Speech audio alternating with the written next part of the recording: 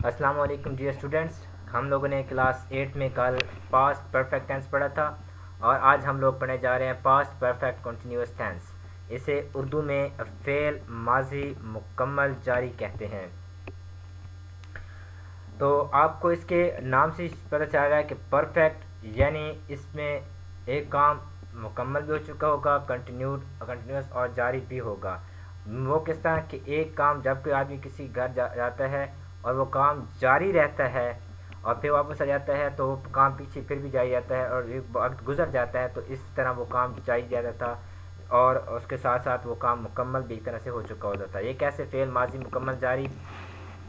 سب سے پہلے ہم دیکھیں گے اس کی اردو میں نشانیاں اور مثبت فکر میں کیا ہوتا ہے کہ اردو میں اس میں ان فکروں کے آخر پر رہا تھا، رہی تھی، رہے تھے وغیرہ، یعنی جیسے کہ ہمارے پاس پاسٹ کنٹینیوس میں ہوتا تھا لیکن اس میں وقت کا تعین ہوتا ہے، یعنی اس میں وقت کا ذکر ہوتا ہے۔ مثلا صبح سے، شام سے، 1990 سے، 1 گھنٹے سے، 2 گھنٹے سے، اس طرح کا کوئی نہ کوئی پاس وہ وقت گیون ہوگا۔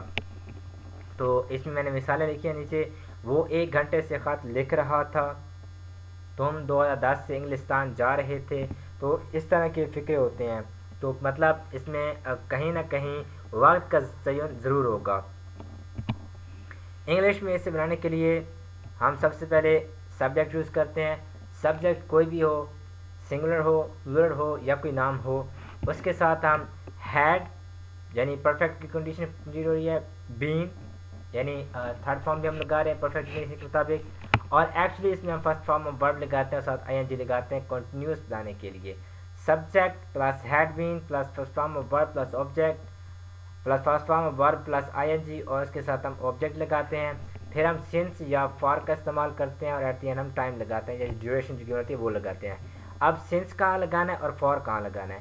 سنس ہم اس ٹائم کے ساتھ لگاتے ہیں جس کا ہمیں پتہ ہو کہ یہ ٹائم ایگزیکٹ ایک پوائنٹ ہے، جیسا کہ صبح ایک پوائنٹ ہے، شام ایک پوائنٹ ہے، ان کے ساتھ ہم سنس لگائیں گے۔ یا ہمارے پاس کوئی فگر ایسے گیون ہو جیسے کہ ایک کنفرم ہو کہ یہ فلاں ہو، اس طرح کا نہ ہو، جیسے 2010۔ اب یہ ایک پرفیکٹ ہمارے پاس گیون ہے، ایک ایسے فگرز ہیں جو کنفیوژن نہیں رہ سکتے۔ 2010 میں کمپیوٹر پتہ ہے کہ 2010 ایک ہی دفعہ ہوتا ہے، اور اس طریقے سے اگر ہمارے پاس ٹائم ہو 1 گھنٹہ 2 گھنٹہ، اب کنفرم نہیں ہے ہمارے پاس کون سا گھنٹہ ہے، تو اس کے لیے ہم فار لگائیں گے۔ کون سا سال ہے، 2 سال، 3 سال، 4 سال، تو ان کے ساتھ ہم کیا یوز کرتے ہیں؟ For example he had been writing a letter for an hour, وہ 1 گھنٹے سے خط لکھ رہا تھا۔ You had been going to England since 2010، آپ 2010 سے انگلستان یعنی انگلینڈ جا رہے تھے۔ تو یہ ایکسرسائز ہے آپ کے سامنے، آپ نے اس چیز کو دیکھنا ہے، اس اسٹرکچر کو دیکھنا ہے اور اس کے ساتھ اسٹرکچر کو دیکھ کر آپ نے ان کو لکھنا ہے۔ میں 2 دن سے کرکٹ کھیل رہا تھا، وہ شام سے ورزش کر رہی تھی، استاد 2003 سے اسکول میں پڑھا رہا تھا، امی اتوار سے ناشتہ تیار کر رہی تھی، لڑکے 1 ہفتے سے امتحان دے رہے تھے۔ اب ہم دیکھتے ہیں نیگیٹو سینٹینسز۔ نیگیٹو سینٹینسز میں سب سے پہلے ہم سبجیکٹ لگاتے ہیں، پھر ہیڈ اور پھر ناٹ یوز کرتے ہیں اور اس کے بعد ہم بین لگاتے ہیں اور باقی اسٹرکچر سملر رہتا ہے۔ تو یہ ایکسرسائز آپ کے سامنے ہے۔ تو 5 گھنٹوں سے بارش میں لطف اندوز نہیں ہو رہے تھے۔ علی 1 سال سے کراچی نہیں جا رہا تھا، کراچی میں نہیں رہ رہا تھا۔ میں 1 سال سے یہ کتاب نہیں پڑھ رہا تھا۔ ملائکہ 2015 سے ڈرامہ نہیں دیکھ رہی تھی، سوری یہاں لکھا ہے دیکھ رہی تھی۔